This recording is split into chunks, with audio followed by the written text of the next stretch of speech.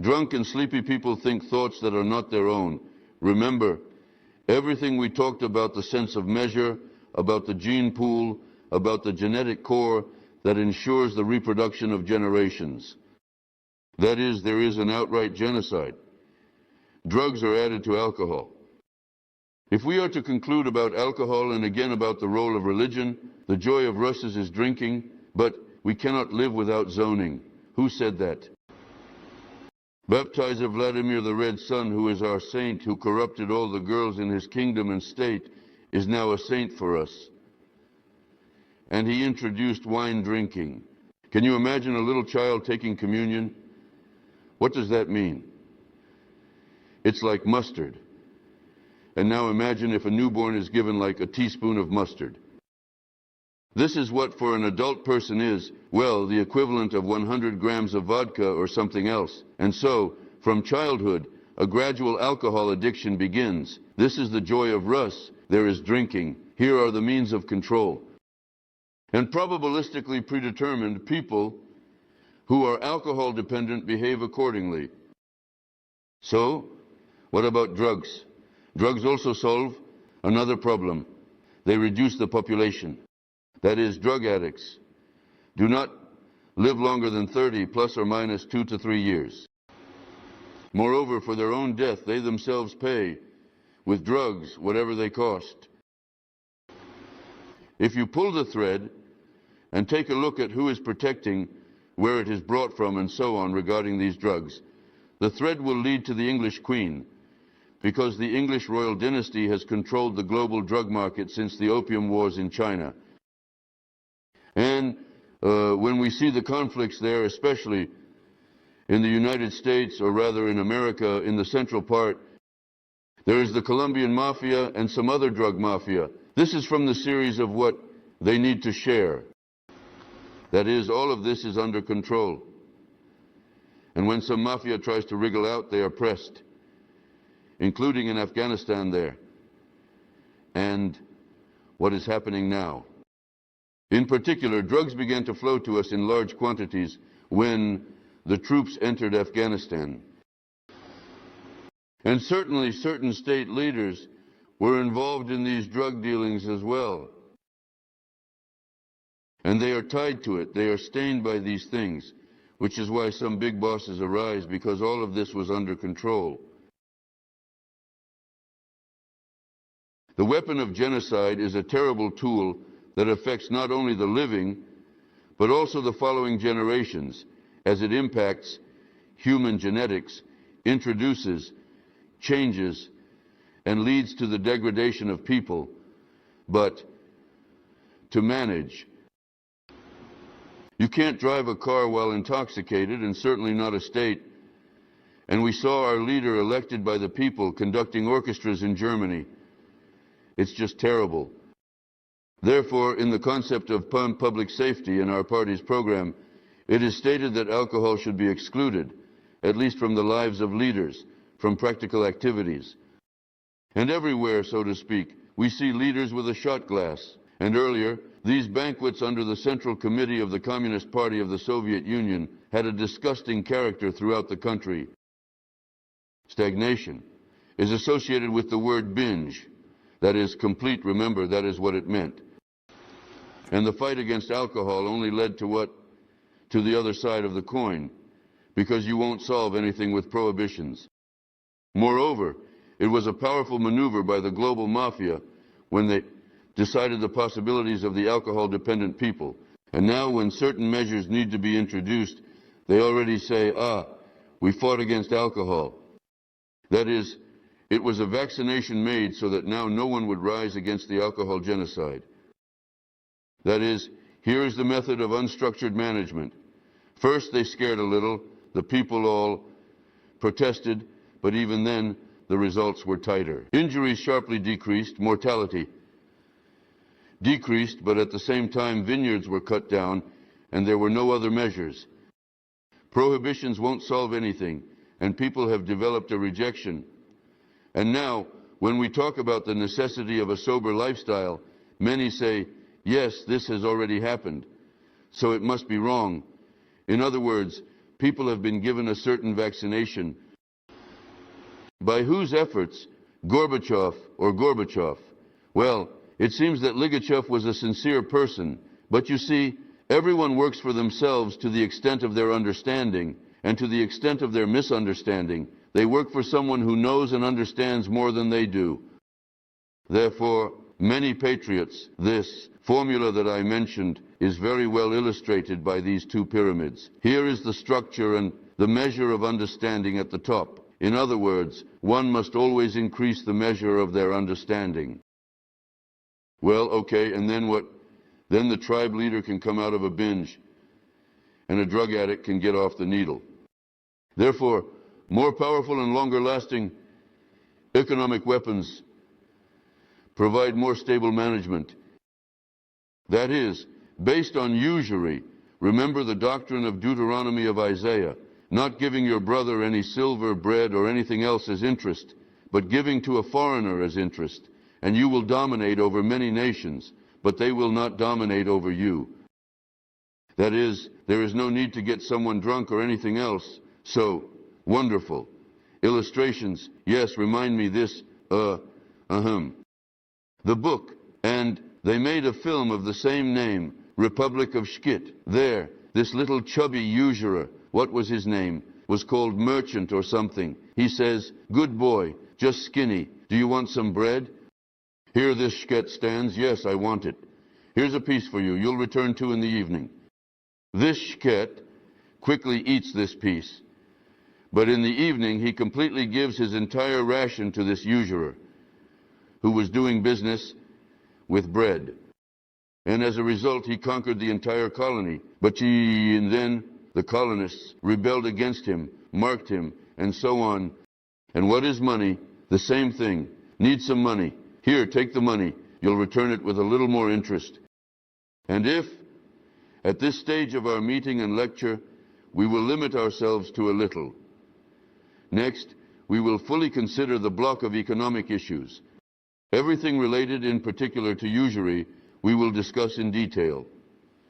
But for now, I will say this, to illustrate how our country was conquered using this weapon. Some boys from the IMF and Switzerland from the International Monetary Fund came, and they spoke to the gentleman in the Kremlin, led by Yeltsin, although he was not the main one there. Do you need some money? And our gentlemen from the Kremlin, pay attention. This is how they actually responded. They say, yes, the boys from the IMF and Switzerland, in our country, there is everything.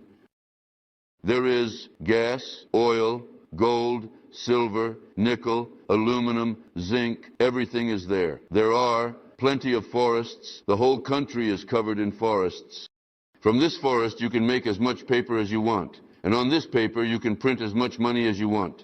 But we have no money in Russia. And the boys from Switzerland, from the International Monetary Fund, spoke with their heads held high, saying, in Switzerland we have none of what you have in Russia, but we have money, and we will give it to you. But we will give it with 2 conditions. The first condition is that you will return a little more to us with interest. And the second condition is that since we must be sure you will return the money, you must carry out reforms according to our recommendations. This is basically the gist of what was said. And our uncles from the Kremlin have borrowed so much money over all these years just to pay off the accrued interest, not to mention the principal amount that is there. The whole country must work for free there, according to various estimates from several to 10 years. That is, we all end up being slaves as a result of the actions of our rulers. And we, by the way, did not give them the authority to enslave us, neither by the Constitution nor for any reason. This, by the way, is a very serious thesis. One can ask about this. What were you doing? Who gave you such a right? This is nowhere to be found, here, and we have already talked about how one of the distorted mirrors is that money makes money. A lie. Money itself does nothing. Everything is done by human labor. The purpose of money is to accompany the circulation of goods and services. Money circulates in one direction, while goods and services circulate in the other. There should be a correspondence between the mass of goods and the mass of money. More money leads to inflation. Less money leads to deflation. The growth of goods and services is determined by the growth of the country's energy potential. Why? Because now all goods and services are produced using electricity.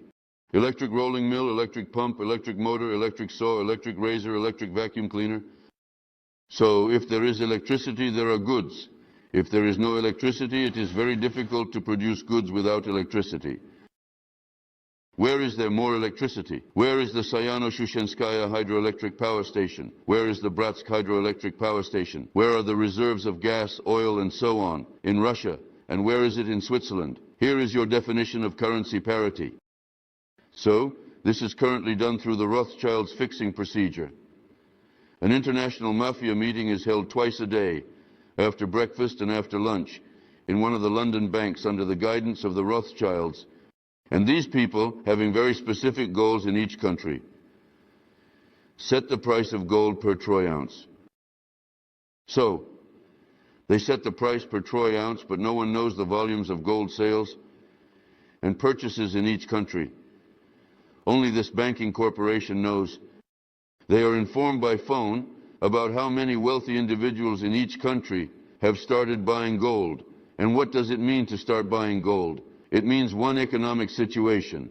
They, so to speak, feel that something is wrong in the country. If gold sales are going on the contrary, they are dumping gold, which means a different economic situation. Therefore, by the volume of gold sales and purchases in a country, one can judge the economic condition of that country. And since this is the case, the setting of the price of gold per troy ounce can influence these processes, including the economy. By what formula is it determined that $1 costs 29 rubles and 32 kopecks? You won't find this formula anywhere. But where does it come from? Is it just like that? Has the price of oil gone up? After all, someone writes these numbers. The central bank is not subordinate to either the government or the state. It is a private corporation. If I want, I print. If I don't, I don't. Well, this is a bit of an oversimplification, but that's how it is. That's why Gerashchenko behaves this way. Putin says the central bank needs to be subordinated to the government because money is a tool for managing social processes in the country. So what is the credit and financial system? The credit and financial system is a system without structural management. Even the very activity of the bank is like this. Imagine you are an entrepreneur. You need to update the equipment at your enterprise. For this you need money. Where can you get money? You go to a banker and say, listen, give me a loan for this and that. And immediately the moment of truth arrives. If the banker gives you a loan, it means your enterprise will continue to exist. If not, cuckoo. So who is the owner then? Not the one who owns the bakery or some workshop, but the banker is the owner. It's just the existence, time of this workshop. As long as everything is fine, yes, everything is fine. But when needed, it turns out the banker is the owner. Moreover, there was a default in 1998, and there was no need to wait for a loan. Everything collapsed immediately. So it turns out that the credit and financial system probabilistically predetermines people's behavior. Again, you come to the bank and the banker asks, what is your political orientation or otherwise? And if it's not the right one, he won't give you a loan. There you have it, all the freedom of speech, human rights, and other expressions of citizens. He gave a loan, but it was again at interest. Why was our industry ruined in the country? Did someone say to destroy the factories and plants that existed in the Soviet Union? No. But that is exactly what was done. Why? Why did the buy-sell thrive? Because during the perestroika and reforms, engineers who could not implement their plans during directive address management or command administrative management, when you go with your invention from office to office, were kicked from one door to another. So they rushed in hoping to realize their opportunities. This, by the way, was also exploited. And what situation arose next? Here you are, an inventor. You want to launch some production? Well, of coffee grinders or coffee makers, I don't know what you want. You need an immediate loan to purchase equipment, which means setting up operations. You need a space and so on. You took a loan, but the loans were given then at 200, 300%, and sometimes even up to 500% per annum. And you immediately faced a question. If I am going to run my workshop, then in order to repay the loan, I need to build the walls, purchase equipment, set up production, sell your product, and pay off the creditor, and pay the workers. So I won't have time to do anything. So what decision was made? They bring on a plane to Turkey. He sells these sheepskin coats, makes a huge profit there, and after that he thinks, why should I make these coffee makers? Whether it fails or not, back to Turkey and so on. That's it. Therefore, there was no production at all. What was someone ordering? Don't make coffee grinders, coffee makers. No, it's freedom. But people, we have gone through this. In the lectures, they probabilistically predetermined what I needed. Here are the interest rates, that is, the usury rate, the means of managing millions of people, countries, and nations on planet Earth. Here is the fourth priority of generalized economic means, but we will get to know it in more detail in a separate lecture. But here, to help you understand the power of this priority compared to weapons. To genocide, one can, for example, understand what the process of liberation represented. Of third world countries from colonial oppression, this was in the middle of the last century, around the 50s and 60s, and Britain was the ruler of the seas, ruling Britain and so on. But Britain ruled its colonies. Weapons and destruction, the 6th Regiment. This is how it left India, and so on. That is, they held power by force of arms, but then there was no stability. People were outraged. How is it that foreign soldiers walk in our countries? There were demonstrations, and what did they do? They transferred control. Countries and peoples, this mafia, the global predictor, shifted from the 6th priority of generalized means to the 4th priority of generalized means, that is, economic. They supposedly gave freedom, but in reality, all these countries and peoples that freed themselves from colonial oppression fell into economic bondage. Only, I say again, before it was held by bayonets and the people were outraged, but now they seem to be free, so what is there to be outraged about? Here is the whole trick, how one can look at these priorities of generalized means.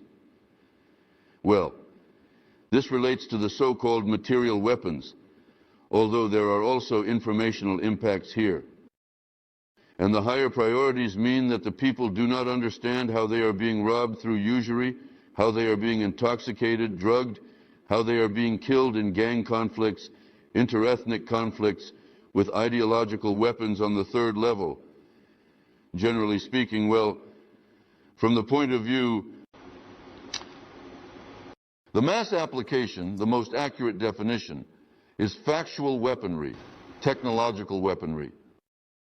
But to understand such an initial concept is easier to explain using the example of ideology. And what is ideology? It is, after all, social technologies. That is, technologies exist in engineering, like how to make, for example, a certain part. There are technologies for cutting wood. There are technologies for processing metal. And there are technologies for shaping people's consciousness. Therefore, such technologies, technological priority, are considered very simply through ideology. So, how is this done? From the perspective of ideologies, what does this include?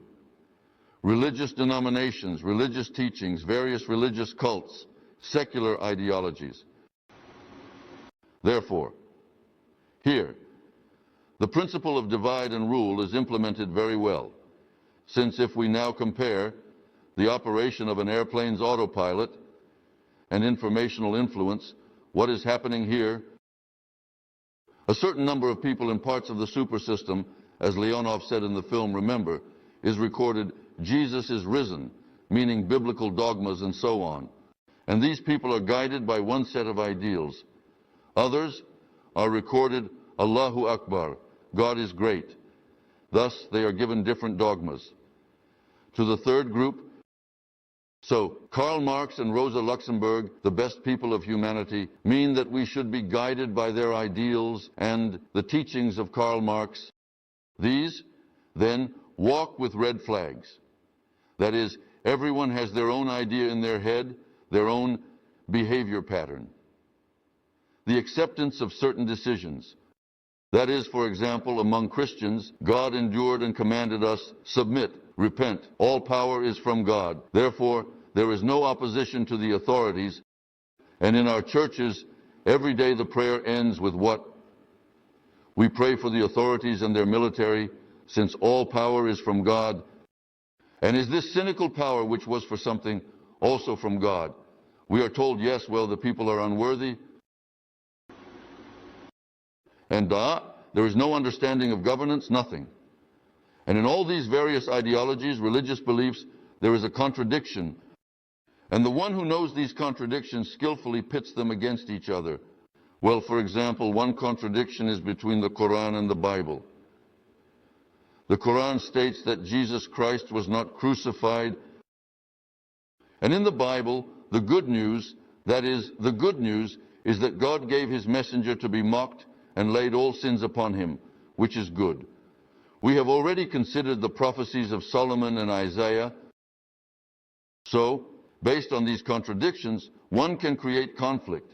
Karl Marx says that there is no God, and they say God exists, and due to such a difference in understanding can be manipulated, which is what transnational corporations and transnational banks do. Imagine, we are the leaders of a transnational corporation producing airplanes, helicopters, or ships. We need to sell them. How do we sell them? We need a war. How to organize a war? Therefore, suddenly, religious antagonisms arise and begin to defend their ideals. Well, the price of oil has gone up. A conflict arose, the Indo-Pakistani incident. So some defend one set of ideals, others defend another. Therefore, we sell weapons and so on. It can even be done this way. It doesn't have to be a large war, but rather organize a small conflict or tension, expose the shortcomings of the weapons, and carry out modifications to those weapons. So, what is modification? So, we need to re-equip the existing weapons or throw the old ones in the trash, make new ones. And again, the money flows.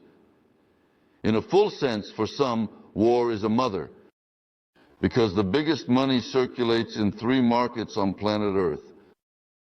The first market is the raw materials market. Take oil, for example. You can see that all prices fluctuate based on electricity, that is, on energy.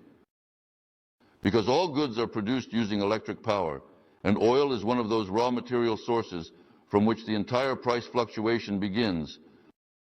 Therefore, the raw material. Sectors determine everything else. In second place is armaments, and in third place are drugs. Moreover, the drug market is currently more profitable than the arms market. That is why there is so much attention in the press and to events related to everything connected with drugs. And anyone who tries to dismantle this market and break free from obedience faces harsh military intervention. That country, as you remember, arrested drug barons. In Nicaragua, Colombian ones, and so on. This mafia is being crushed. Those who do not want to share, who want to live on their own. And all of this is under the control of this mafia. So, now from the position of this same third priority, ideological or technological, we can look at what is happening in our country. During the years of perestroika, it was happening, and it is still happening now. That is, one of the methods of controlling and conquering our country. So Pushkin spoke very well about this priority. He said, pasture, peaceful peoples, honor and call will not awaken you. What are gifts of freedom to the herds? They must be slaughtered or sheared. Their legacy from generation to generation, a yoke with bells, a yoke. So we are being herded. Who? Various muftis, mullahs, priests, archimandrites, general secretaries shear us like sheep with the help of usury. From the perspective of party building, what has happened to us? We were given freedom, democracy, and divided into many parties. Look, agrarian parties defend the interests of peasants. By the way, instead of calling it a peasant party, know a foreign word, agrarian. It sounds more beautiful.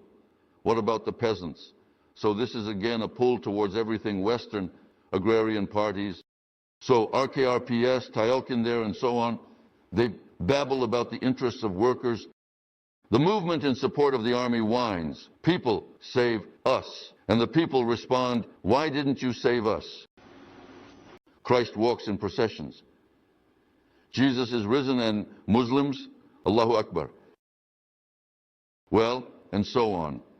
We have all been divided. And notice, all these parties are fussing for the people's happiness. But has life gotten better for people because of this fuss? The village is destroyed. Workers are without pay and without work. The army was defeated without a war. There was no war, yet the army was defeated. We will illustrate this further. The party of industrialists and entrepreneurs, small and medium businesses are perishing. And the orthodox are successfully fighting against the true believers. But everyone is fighting for the people's happiness. Just think about that. What is the trick? Here is the principle, the concept. Divide, incite, rule, and you will dominate over many nations.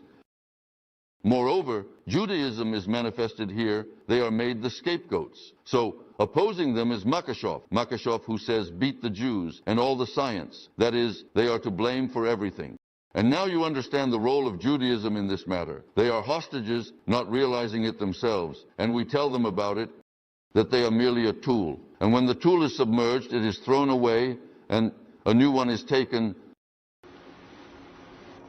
Therefore, the party is conceptual, and what does ours say? That all these parties are, you see, inscribed in this concept. That is, first and foremost, the leaders themselves do not understand that they are destroying our country with their own hands. Look at the events that have taken place over these years. Rallies, marches, protests. What has this led to? Has any problem been solved? Not a single problem has been solved. It remains unresolved. And we say no problem will be solved until we change the overall concept. Because within the framework of this concept, it is pointless to fight. That is why we are allowed to fight.